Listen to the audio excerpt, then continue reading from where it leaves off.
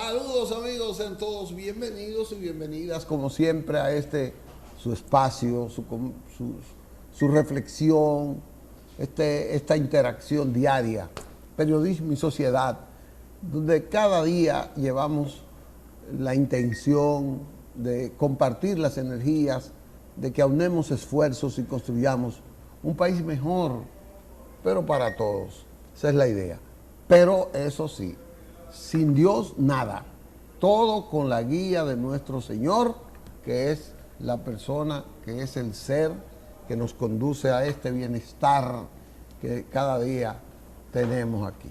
Hoy estamos con un programa muy importante, se lo dije ayer, vamos a tener de invitado aquí a un joven prospecto de la política nacional que ha avanzado bastante.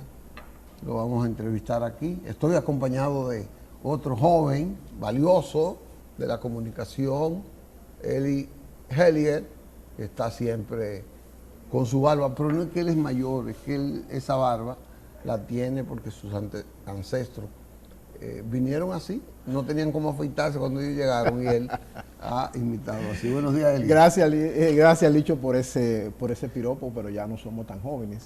Estamos aquí.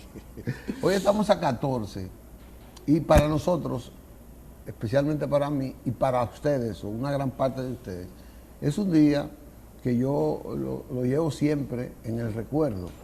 Es 14 de mayo, un día como hoy, fue sepultado el cadáver del doctor José Francisco Peña Gómez. Para mí, el más extraordinario líder político que ha dado la República Dominicana. El doctor Peña Gómez ha sido y será para mí el gran estratega, el gran ser humano, el gran padre, el político honesto, transparente, comprometido, progresista con las mejores causas. Eso para mí ha sido así. Entonces, un día como hoy fue sepultado después de que falleciera el día 10 de mayo de 1998, aquejado de ese terrible cáncer que le afectó. Si Manuel, que tiene una serie de imágenes ahí, me la pusiera mientras yo voy hablando, sería para él una gratitud hacia el público que nos ve cada día, que no vio ese acontecimiento movilizó. Ese sepelio ha sido, y por mucho yo creo que será, el más concurrido en la historia de la República Dominicana. Por cierto, fue un día muy lluvioso. Lluvioso. Yo lo recuerdo, era reportero de última hora en ese momento. Y ¿Tú eras reportero de última hora? Sí. Estuve ahí hasta tarde, y la multitud, bueno, fue yo diría, muy difícil el traslado del cadáver al cementerio, al Camposanto, y luego el regreso a la ciudad de Santo Domingo fue las imágenes no se ven por la gran multitud que se congregó alrededor del doctor José Francisco Peña Gómez. De ese cadáver que la gente todavía no lo ve, no lo percibe, mucha gente como que ha muerto, dice Peña vive, Peña vive, Peña vive. A mí me tocó jugar un rol muy interesante en ese momento, que fue el de yo no sé cómo le llaman, si maestro de ceremonia, si animador, porque ahí no se podía animar, ahí lo que se había era estar controlando. Bueno, pues yo tuve el rol de manejar el micrófono en el cementerio y en el Palacio de los Deportes ahí. Pero en el cementerio, mira qué multitud, mira esa manifestación de personas. Yo te digo, no he visto en América un sepelio de esa magnitud. Alguna gente, pero no, yo no puedo establecerlo así con esa referencia. Lo catalogaron con el entierro de un líder colombiano llamado José Eliezer Gaitán, que en el Bogotazo. En la década del 40 fue asesinado, un gran tribuno. Pero no tengo esas son referencias que en ese momento se dijeron, no tengo cómo hacer la comparación. Sí. Mira, hay algo en la vida de Peña Gómez que es bueno destacarlo. Él era un hombre que amaba la superación. En una de las campañas electorales, yo como reportero de última hora, cubrí una conferencia que él dio en el Colegio del Apostolado. Y él le dijo a las muchachas, en ese tiempo ese colegio era de Femenino. niñas, sí, femenino.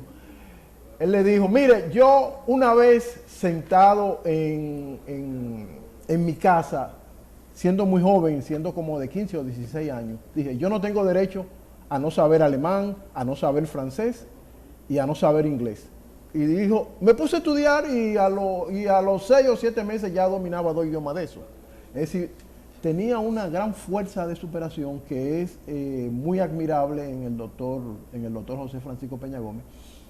Y a eso hay que añadirle a su personalidad política lo valiente que fue Peña Gómez en esos momentos duros del autoritarismo del doctor Joaquín Balaguer. Peña Gómez fue de los dominicanos que se atrevió a desafiar desde las ondas de Tribuna Democrática ese autoritarismo de Joaquín Balaguer, que era muy fuerte. Ahora uno lo ve desde esta distancia y dice que fue paja de coco, pero uno que fue estudiante, que vivió en los barrios en esos momentos y que soportó los allanamientos de la represión balaguerita, se da cuenta de que esos fueron años duros. Correcto. Uno no vivió la época de Trujillo, pero esos años. Y no solo eso, el doctor Peña Gómez, hilvanando lo que tú dices, fue el primer político que se atrevió a ir al Capitolio a denunciar la represión balaguerista con una multitud de dominicanos allá. Pero no solo eso, la grandeza que tú dices de la autodeterminación para la superación del doctor Peña Gómez, que yo digo que es el ser humano la mejor expresión de superación de un ciudadano, un muchacho que nació, que lo encontraron botado, que lo llevaron a una casa, que en esa casa tuvieron esa virtud de inscribirlo en la escuela, que él salía a limpiar zapatos, que con la limpieza de zapatos compraba libros para él aprender a leer, que decidió estudiar por sí solo y leer por sí solo, y vino en la cama de un camión de Santiago para Santo Domingo, donde comenzó a ser maestro de alfabetización. Y ese hombre se superó. Y yo dudo que haya un dominicano que haya estremecido los escenarios políticos con su oratoria y su contenido, con su expresión de ideas progresistas, los escenarios políticos mundiales. Porque le tocó en la época en la que el liderazgo de la socialdemocracia europea estaba en su mejor momento en Europa y en el mundo. Y él fue orador, él fue una figura trascendental, porque lo eligieron, fue tan trascendental que lo eligieron vicepresidente mundial de la Internacional Socialista, que era la conglomeración de partidos más poderosa que había en ese tiempo. Hay en el aspecto político hay que destacar, Licho, la facilidad, vamos a decirlo, la facilidad con que el doctor José Francisco Peña Gómez pudo orquestar alianzas que en un determinado momento eran disímiles.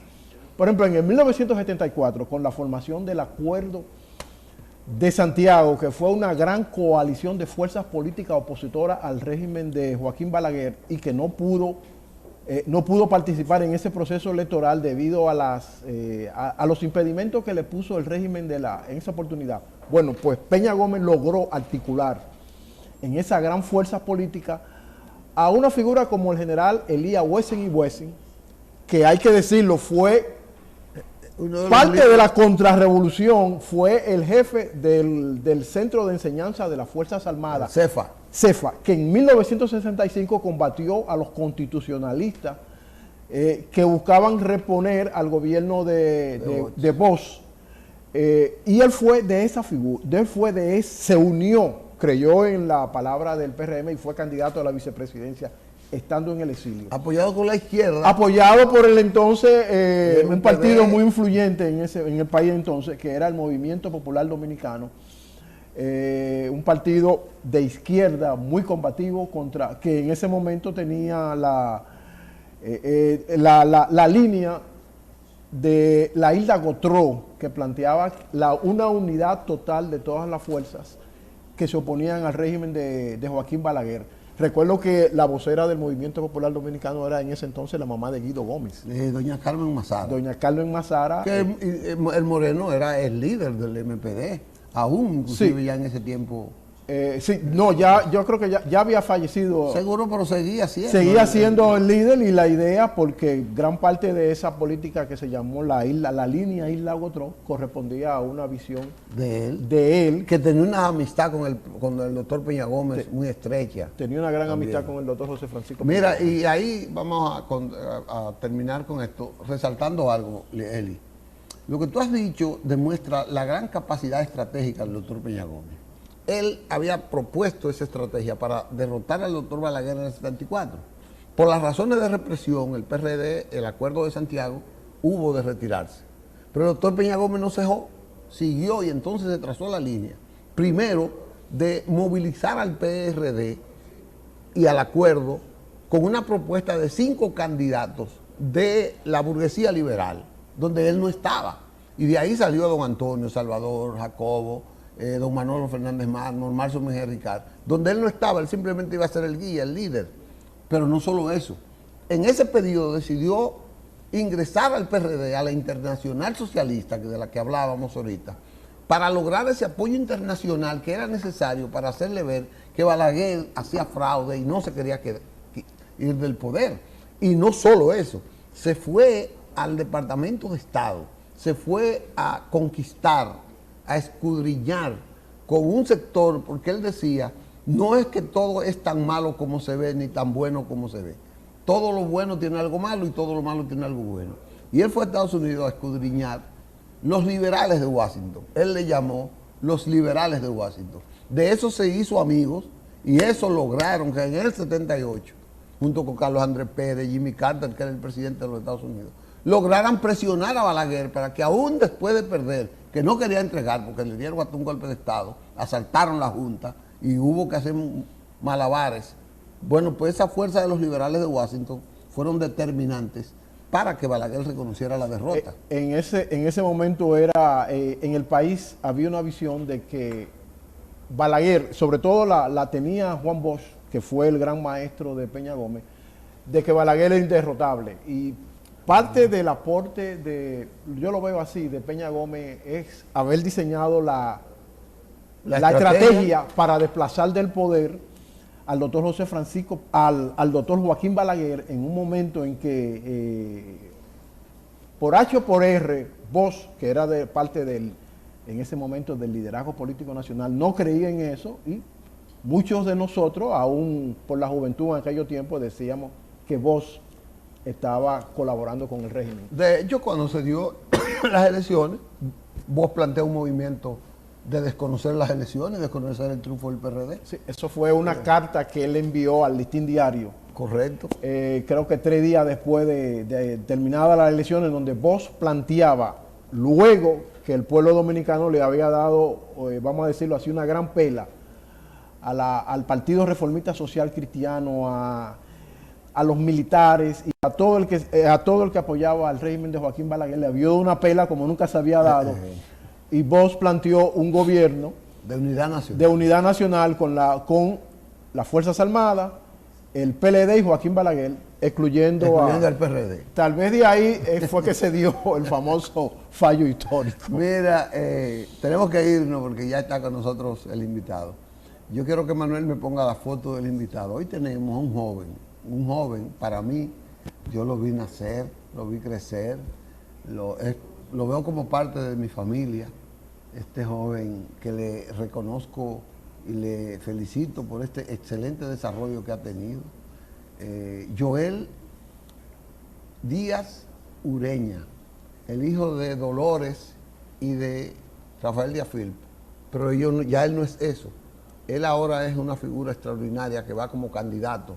Ese muchachito que usted le ve ahí con esa sonrisa, a la vicepresidencia, creo que es el candidato más joven de la República por el Partido Revolucionario Dominicano, y será nuestro invitado de hoy. Así que con Joel vamos a gozar mucho, porque Joel tiene muchas, seguro, anécdotas, pero tiene una propuesta que debe ser buena, porque él viene de gente buena.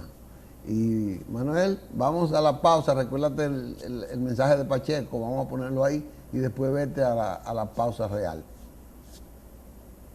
Este 19 de mayo, vota 1 en la casilla del Partido Revolucionario Moderno.